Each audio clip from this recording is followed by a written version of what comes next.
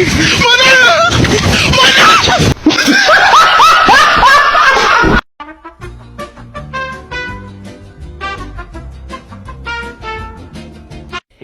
boy. Nice.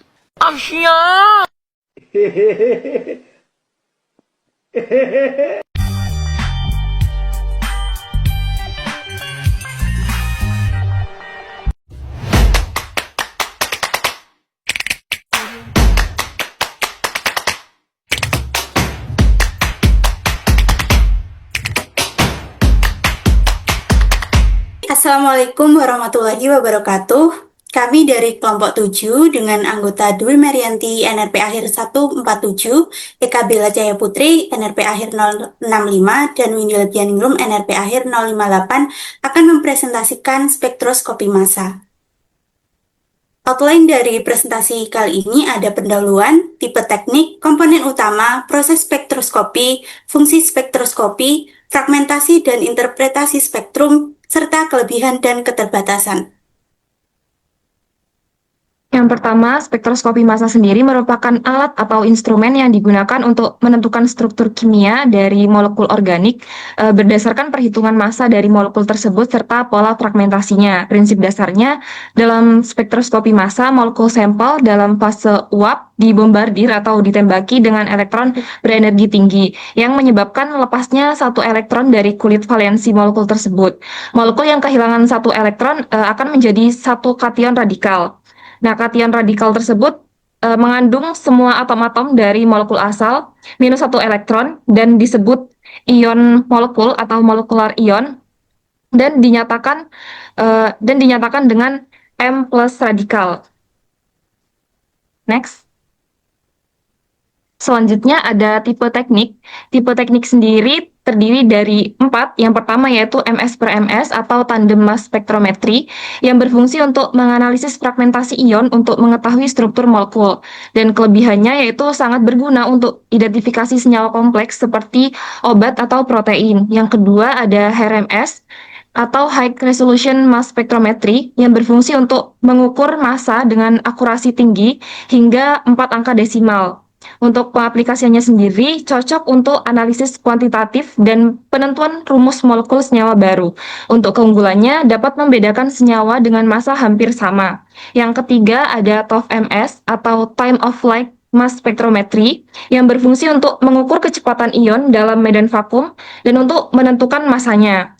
Biasanya TOF-MS ini cocok untuk molekul besar seperti protein atau DNA dan analisis dengan teknik MALDI. Untuk keunggulannya sendiri, cepat dan mampu menangani sampel biomolekul kompleks. Dan yang keempat ada ion trap yang berfungsi untuk menangkap dan menyaring ion berdasarkan rasio massa atau muatan yang biasa kita sebut dengan M per Z. Untuk aplikasinya sendiri digunakan untuk analisis mendalam dalam MS per MS. Kelebihannya bisa menjalankan beberapa siklus pemindaian ion dalam satu analisis. Next. Berikut merupakan gambar dari instrumen spektroskopi massa, di mana komponen utamanya terdiri dari 4. Yang pertama sumber ionisasi, yang kedua ada analyzer massa, terus ada sistem vakum, dan ada detektor. Next. Yang pertama ada sumber ionisasi. Sumber ionisasi sendiri berfungsi untuk mengubah molekul netral menjadi ion agar dapat dianalisis. Jenis-jenis sumber ionisasi sendiri ada ionisasi elektron atau EI, menggunakan elektron berenergi tinggi untuk menghasilkan ion dari molekul gas. Yang kedua ada desorpsi atau ionisasi yang dibantu matriks atau yang biasa disebut dengan MALDI. MALDI ini cocok untuk molekul besar seperti protein, menggunakan laser untuk mengionisasi sampel. Yang terakhir ada ionisasi elektroskopi atau ESI, cocok untuk senyawa besar dan polar, dan biasanya digunakan dalam biokimia. Next. Yang kedua ada analyzer massa yang berfungsi untuk memisahkan ion berdasarkan rasio massa terhadap muatan atau M per Z-nya. Jenis-jenis analyzer massa sendiri ada quadrupole yang menggunakan 4 batang logam untuk memfilter ion, waktu terbang atau TOF, mengukur waktu yang dibutuhkan ion untuk mencapai detektor, perangkap ion untuk menjebak ion dan mengeluarkannya secara selektif.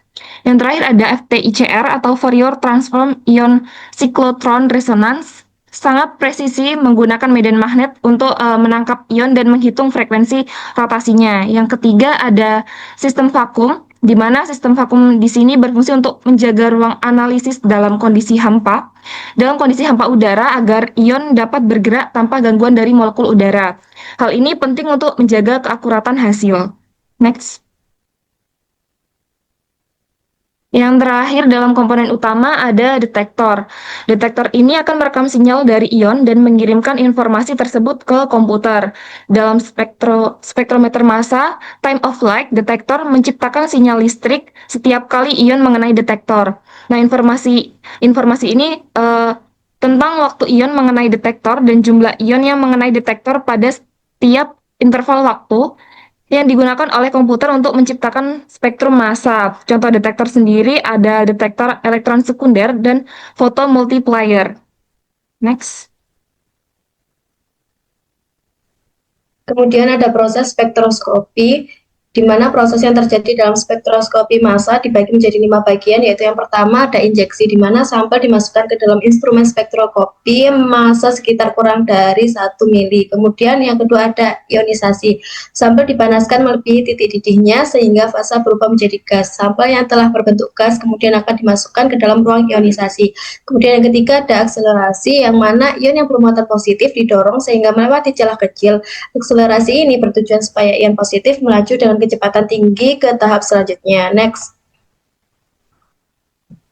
Kemudian yang keempat ada defleksi atau pembelokan, di mana ion positif yang bergerak cepat akan dibelokkan oleh medan magnet yang menyebabkan adanya pemisahan fragmen ion sesuai dengan rasio massa per muatannya. Semakin ringan masanya, maka akan semakin dibelokkan. Kemudian yang kelima ada deteksi. Setelah ion-ion tersebut dipisahkan berdasarkan massa per muatannya M per Z, maka selanjutnya yaitu dideteksi beratnya. Sebuah alat pencatat atau recorder berfungsi untuk mencatat massa kation yang berhasil dipisahkan. Detektor hanya bisa mendeteksi ionnya saja. Next.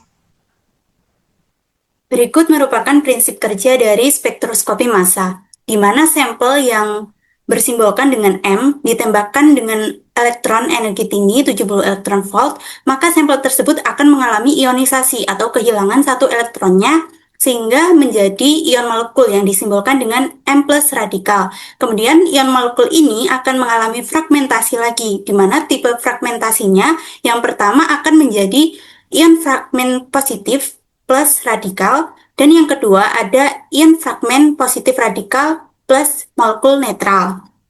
Kemudian ion molekul, ion fragmen, dan ion radikal fragmen dibelokkan ke medan magnet sesuai perbandingan massa per muatannya atau M per Z yang akan dirubah ke arus listrik kemudian ditangkap ke detektor. Nah, di detektor ini kemudian akan diproses datanya di komputer, maka akan menghasilkan spektrum massa seperti ini. Nah, berikut merupakan contoh dari spektrum massa di mana ada simbol A, B, C, D, E. A merupakan sumbu X dalam satuan M per Z, mewakili berat rumus ion yang terdeteksi. M per Z adalah rasio massa. Kemudian B adalah sumbu Y, mewakili kelimpahan relatif setiap ion yang terdeteksi. C adalah ion yang paling melimpah atau puncak tertinggi, disebut sebagai puncak dasar. Puncak dasar ini biasanya merupakan fragmen senyawa asli yang mudah terbentuk. D merupakan salah satu puncak M per Z bernilai tinggi, mungkin mewakili atau tidak mewakili ion molekuler atau ion dengan berat rumus senyawa asli. E merupakan puncak kecil yang memiliki nilai M per Z1 atau 2 lebih tinggi dari berat rumus senyawa disebabkan oleh isotop C13 atau isotop lainnya. Fungsi dari spektroskopi massa itu ada beberapa. Yang pertama, mengetahui komposisi unsur dari bahan sehingga diketahui berat dan rumus molekulnya. Yang kedua, untuk menentukan struktur sampel. 3, analisa kuantitatif seperti GCMS, LCMS untuk menentukan konsentrasi senyawa. Yang keempat, untuk menentukan perbandingan isotop atom dalam sampel. Berikut merupakan keunggulan dari spektroskopi massa, seperti sensitivitasnya yang tinggi, analisis struktur mendetail, fleksibilitas teknik ionisasi. Kemudian, kelemahannya itu biayanya tinggi dan analisis datanya kompleks. Kemudian ada perkembangan spektroskopi yang pertama yaitu ada resolusinya yang tinggi, di mana spektrometri masa kini telah mencapai resolusi tinggi yang artinya instrumen mampu membedakan dua ion dengan massa yang sangat berdekatan, yaitu dengan selisih kurang dari 0,01 m per z.